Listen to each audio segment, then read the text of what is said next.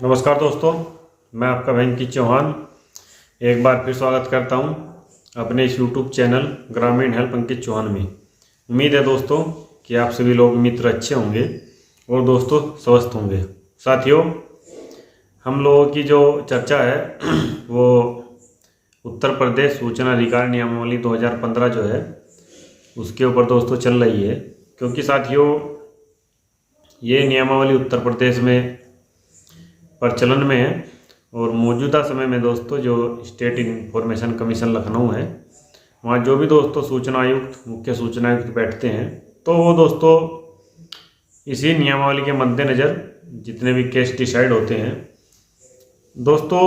रोज़ सैकड़ों case decide हो जाते हैं इस नियमावली के प्रावधानों के अनुसार। तो साथियों, इसीलिए मैं इस नियमावली के बारे में आप लोगों को स्टेप बाय स्टेप वीडियो बनाकर बता रहा हूँ, ताकि दोस्तों ये जो नियमावली है इसके बारे में आप लोग जान सको, इसके प्रावधान के बारे में जान सको, और ये नियमावली दोस्तों क्या कहती है इसके बारे में आप लोग समझ सको। तो साथियों, मैंने इसके 8 भाग बनाए हैं। उत्तर प्रदेश सूचना अधिकार नियमावली 2015 के अभी तक 8 भाग मैं अपलोड कर चुका हूँ वीडियो बनाकर अपने इस चैनल पर। तो दोस्तों आज हम बात करेंगे इसके धारा 7 की। जो धारा 7 है इसमें क्या कहती है दोस्तों, ये मेरे पास नियमावली है साथियों, और इस नियमावली में जो लिखा है वही मैं हूबहू आप लोगों के सामने पढ़ने जा रहा हूँ। तो दोस्तों धारा 7 को मैं पढ़ रहा हूँ। यदि राज्य लोक सूचना अधिकारी का यह मत हो कि सूचना का कोई भाग नहीं प्रदान किया जा सकता,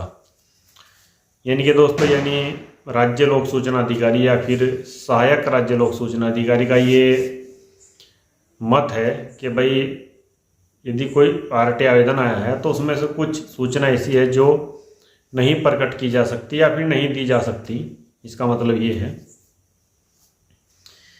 क्योंकि उसको प्रकटन किए जाने से छूट प्रदान की गई है, तो राज्य लोक सूचना अधिकारी आवेदक को सूचना के केवल ऐसे भाग तक पहुंच प्राप्त करा सकता है जिसे प्रकट किए जाने से छूट प्राप्त है, और वह साथ साथ आवेदक को अधिनियम की धारा 10 की उपधारा 2 के निबंधों के अनुसार प्रारूप 8 में नोटिस देगा। दोस्तों मान लीजिए कोई सूचना किसी भी व्यक्ति ने मांगी है और दोस्तों जन सूचना अधिकारी ने उसका अवलोकन किया है, उसको पढ़ा है, देखा है, समझा है, और जन सूचना अधिकारी ने ये पाया है कि भाई जो सूचनाएं आवेदनकर्ता मांग रहा है, मान लीजिए 5 बिंदु की आपने जानकारी मांगी है, उसमें से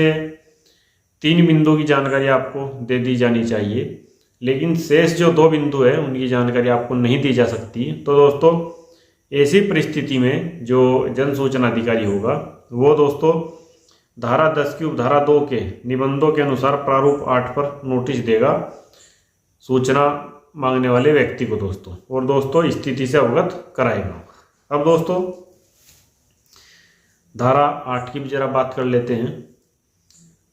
जहां राज्य लोक सूचना अधिकारी का इस अधिनियम के अधीन किए गए किसी अनुरोध पर कोई ऐसी सूचना प्रकट करने का आशय हो जो किसी व्यक्ति से संबंधित है या उसके द्वारा प्रदान की गई है और उस पर व्यक्ति द्वारा गोपनीय मानी गई है, वहां राज्य लोक सूचना अधिकारी अधिनियम की धारा 11 के उपबंधों के अनुसार प्रारूप 9 पर दिए गए रूप विधान में से पर व्यक्ति को लिखित नोटिस देगा। राज्य लोक सूचना अधिकारी सूचना प्रकटन की बाबत कोई भी निश्चय करते समय पर व्यक्ति के निवेदन यदि कोई हो तो ध्यान में रखेगा। दोस्तों देखिए, आज हम ये जो धारा 8 है, आपने आरटी एक्ट में भी देखा होगा कि कई बार इस धारा 8 की वजह से दोस्तों काफ़ी मित्र हमारे ऐसे हैं कि उनको सूचना से महरूम रहना पड़ता है। दोस्तों सूचनाएं उनको नहीं मिलती है केवल दोस्तों इस सेक्शन 8 की वजह से। अब दोस्तों उत्तर प्रदेश सूचना अधिकार नियमावली 2015 में इस सेक्शन 8 में क्या बताया गया है यही मैं आपको बता रहा हूँ। मान लीजिए दोस्तों कोई व्यक्ति है, किसी ने कोई सूचना गोपनीय मानी है, मान लीजिए कोई जांच रिपोर्ट है या फिर कोई इस तरह का दस्तावेज है जिसको कोई भी व्यक्ति ये मानता हो कि साहब ये मेरा गोपनीय दस्तावेज है, लेकिन दोस्तों अब ये थोड़ा सा आपको देखना पड़ेगा, समझना पड़ेगा कि भाई गोपनीय दस्तावेज दोस्तों क्या होता है। देखिए साथियों, पर्सनल डॉक्यूमेंट, गोपनीय दस्तावेज किसी का कोई मेडिकल रिकॉर्ड हो सकता है, या फिर दोस्तों कोई इस तरह का जो कागज़ है दोस्तों कि जिसका दोस्तों संबंध किसी आम आदमी से नहीं है। तो यदि कोई इस तरह का किसी का पेपर है तो दोस्तों उसको शायद नहीं दिया जा सकता है। लेकिन दोस्तों इस स्थिति में जो लोक सूचना अधिकारी है वो दोस्तों धारा 11 के उपबंधों के अनुसार प्रारूप 9 पर उस पर व्यक्ति को दोस्तों जो है एक नोटिस देगा और उससे पूछा जाएगा कि भाई आप ये बताइए, आपसे संबंधित ये सूचना है, तो ये सूचना आवेदनकर्ता को दी जानी चाहिए या फिर नहीं दी जानी चाहिए, आप अपना मत जो है इसमें क्लियर कीजिए। और दोस्तों जब वो व्यक्ति अपना लिखित अभिकथन दे देता है कि साहब ये सूचना देनी चाहिए या फिर नहीं देनी चाहिए, तो दोस्तों उसके बाद ही जन सूचना अधिकारी इसमें निर्णय लेता है। और अगर दोस्तों वह व्यक्ति कुछ नहीं कहता तो दोस्तों उसके बाद भी निर्णय जो है जन सूचना अधिकारी को ही लेना होता है। लेकिन साथियों यहाँ मैं थोड़ा सा आप लोगों के सामने स्थिति क्लियर ये कर दूं कि देखिए दोस्तों, जो पर्सनल इन्फॉर्मेशन होती है दोस्तों, मान लीजिए कोई व्यक्ति ये कहे कि साहब ये जो कार्यालय में अभिलेख रखें ये मेरी पर्सनल इन्फॉर्मेशन है। तो देखिए दोस्तों, पहली बात तो ये है,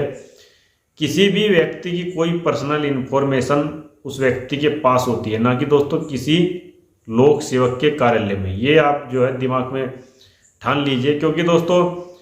स्टेट इन्फॉर्मेशन कमीशन उत्तराखंड का भी एक आदेश है जिसमें उन्होंने स्पष्ट कहा है कि यदि कोई सूचना किसी व्यक्ति की पर्सनल है तो उस सूचना का काम एक जन सूचना अधिकारी कार्यालय में क्या रहेगा, क्योंकि एक लोक अभिलेख है दोस्तों, तो वो लोक अभिलेख की हैसियत में जन सूचना अधिकारी कार्यालय में रखा है और सरकारी कार्यालय में रखा है। यदि आपका कोई पर्सनल डॉक्यूमेंट है तो दोस्तों उस डॉक्यूमेंट का काम उस सरकारी कार्यालय में क्यों है, और दोस्तों उसको फिर पर्सनल सूचना क्यों माना जाए। तो ये दोस्तों आपको जो है इस तरह के जो केस है इनमें थोड़ा आपको ध्यान देना पड़ेगा, समझना पड़ेगा चीज़ों को। तो इसलिए दोस्तों जो धारा 8 है, आपने देखा भी होगा कि धारा 8(1)(j) के तहत सूचनाएं नहीं दी जाती है। दोस्तों पर्सनल सूचना ये नहीं कि दोस्तों कोई व्यक्ति किसी भी सूचना को ये कहे कि साहब इस कागज में मेरा नाम है तो मेरी पर्सनल जानकारी होगी, ये बिल्कुल गलत है दोस्तों। कतई ये विधि के अनुसार दोस्तों इसको स्वीकार नहीं किया जा सकता है। इस पे अलग अलग दोस्तों सूचना आयोग के निर्णय है, अलग अलग केंद्रीय सूचना आयोग के निर्णय है, और दोस्तों जो है माननीय कोर्ट का भी इस पर कई बार आदेश में स्पष्ट किया गया है कि भाई जो पर्सनल सूचना है वो किसको माना जाएगा। तो दोस्तों खैर ये तो जो सेक्शन 8 है इस पर थोड़ी दोस्तों लंबी चर्चा हो जाएगी, किसी दिन अलग से दोस्तों पे कोई वीडियो करते हैं और समझने की कोशिश करते हैं दोस्तों कि पर्सनल इन्फॉर्मेशन क्या है। तो दोस्तों आज के लिए इतना ही, मैं फिर मिलता हूँ आपसे किसी दूसरे वीडियो में, क्योंकि दोस्तों चर्चा हम लोगों की लगातार चलती रहेगी इस RTI नियमावली पर जब तक ये नियमावली कंप्लीट ना हो। तो दोस्तों मेरा वीडियो यदि आपको अच्छा लगता है तो मेरे वीडियो को घर पे आप लोग शेयर कीजिए, फेसबुक पर दोस्तों, इंस्टाग्राम पर, और दोस्तों ज़्यादा से ज़्यादा चैनल को हमारे सब्सक्राइब कीजिए। मैं फिर मिलता हूँ आपसे किसी दूसरे वीडियो में, तब तक के लिए सदा नमस्कार दोस्तों।